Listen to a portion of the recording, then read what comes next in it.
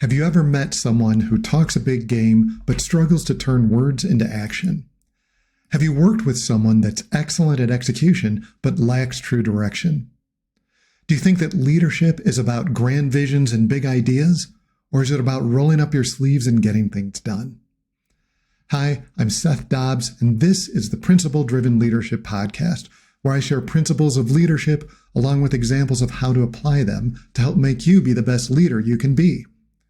These principles are based on my years of experience as an executive leader in building organizations and in coaching others to become leaders themselves. And I believe that not only can anyone develop leadership skills, but that everyone can and should develop leadership skills. I think they're essential for helping you achieve your best in whatever way you might be trying to make an impact. And that's because leadership skills help you better influence others to effectively create durable results. And leadership is a journey. The step we're taking today involves thinking about what leadership is and why it's needed. Now, there's a lot of material and people out there talking about leaders, about managers, and bosses. And much of the content actually tries to differentiate all these things and often elevates leader as something better than a manager and certainly better than a boss.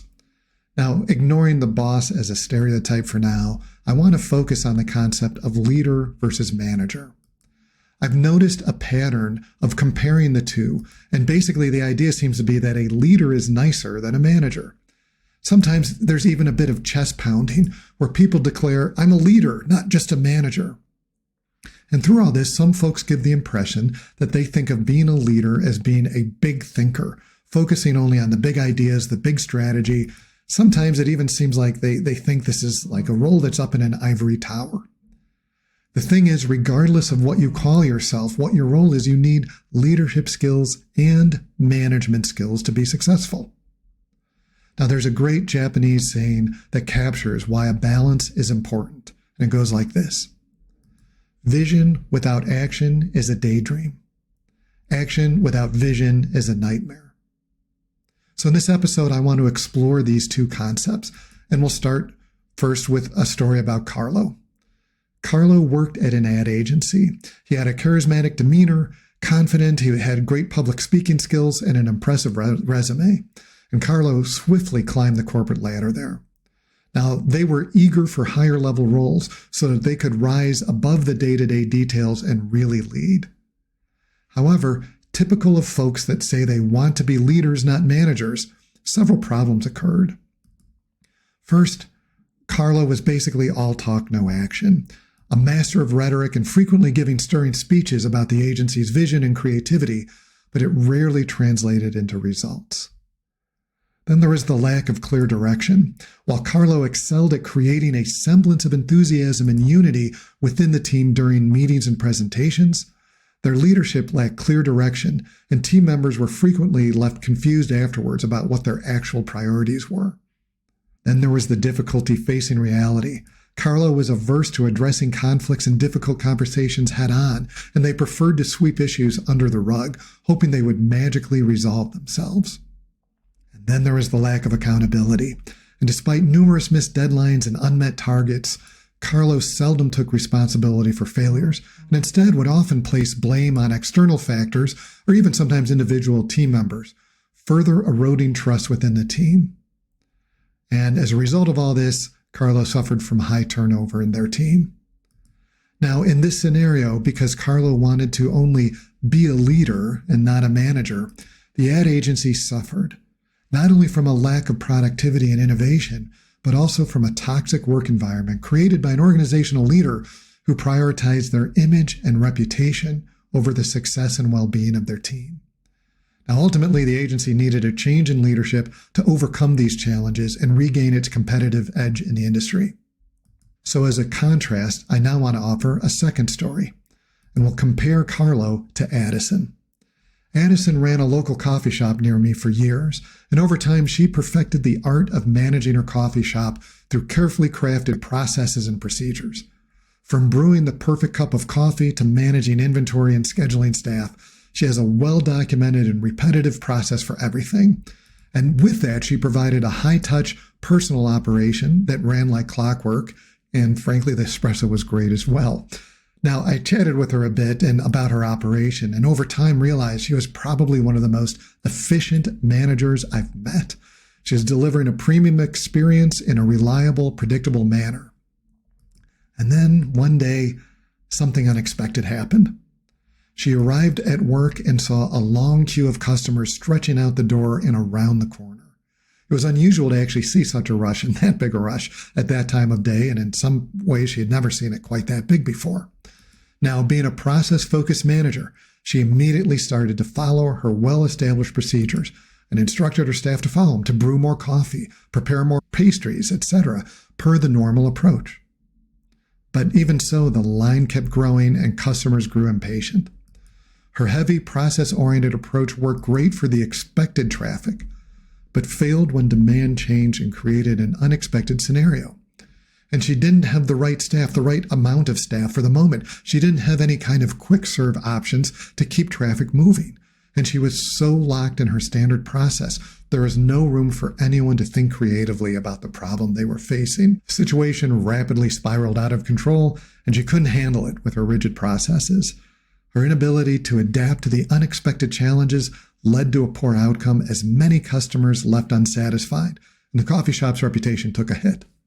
Now, if we look at both of these stories, there's actually some common elements, and the core similarity is that neither person understood what a leader's role truly is. And even though each misunderstanding was different and in some ways sort of at opposite ends of the pole, neither of them were defining the future in terms of outcomes. Neither of them were providing principles to guide their teams, and ultimately each led to similar bad results. So I want to revisit the saying I started with. Vision without action is a daydream, and action without vision is a nightmare. Carlo had the scenario that was vision without action. The daydream at the ad agency, right, was all just trying to be this big thinker, these big ideas, without actually trying to get things done, without being able to achieve them. That's not leading. It's actually pontificating. It's trying to sound wise. It's going through the motions as seen on TV leadership. This can be okay if you're surrounded by others that can actually get things done. But the thing is, the I'm a leader, not a manager type seems to want so badly to be inspirational and not get bogged down by bossing people that they often miss the part about actually achieving results. We need leaders to be more than people who just say a few good words. Now, Addison, on the other hand, was all action without vision.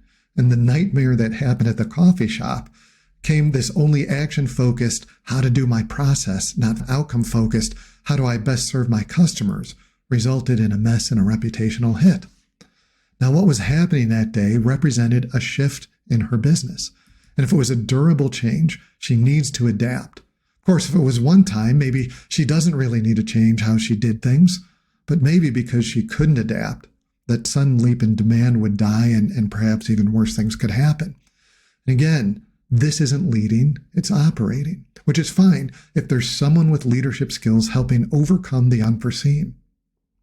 But we need leaders that are more than just getting things done, but actually looking towards the future and providing a beacon to get there. Now, the middle ground between these two stories is important because what really inspires people isn't just someone that can say fabulous words, but can overcome problems and make that vision real. And that's the thing. Leading is about achieving results. Getting to results takes both leadership skills and management skills.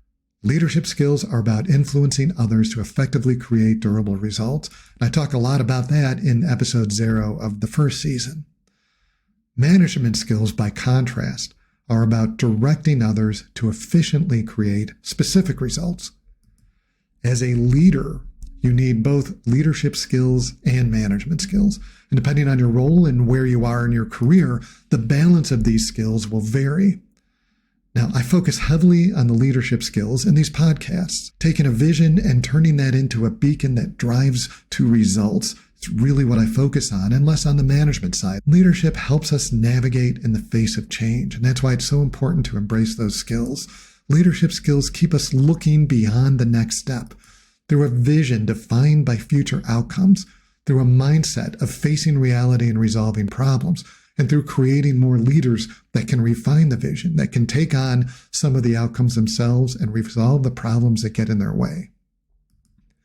These leadership principles help us effectively create durable results, even in the face of adversity, even in the face of change. Now, if you're only focused on doing, you're not focused on leading. If you're only focused on some pie-in-the-sky view, but not actually getting your team there, you're not leading. So I want you to think about, where do you struggle in attaining a balance between leadership skills and management skills? Do you shy away from one aspect or another? And what strategies can you employ starting today that would help you balance vision and action? Thanks so much for joining me. Please subscribe and share with a friend, and send feedback to contact@pdlpodcast.com, and I'll answer some questions later on in the season. Join me next time where I'm going to talk about the importance of developing a vision for yourself.